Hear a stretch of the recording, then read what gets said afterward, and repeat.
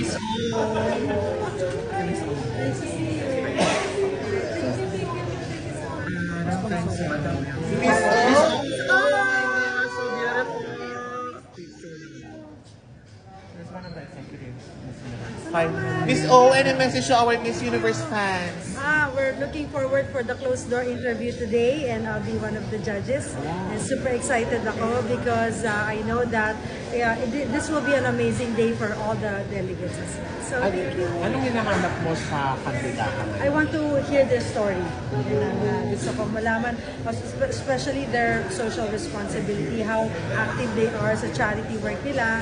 And also, I'm looking forward to hear their testimonial as well. Wow. Alright, see you. Miss O, who are you wearing? Wearing Ito Gonzaga from the Philippines. Yes. Grabe, advice sa mga candidates. Enjoy the moment. This is gonna go by fast, and this is going to be an amazing time for them. So it's a once in a lifetime experience. Thank you, Miss O. It's nice to see you.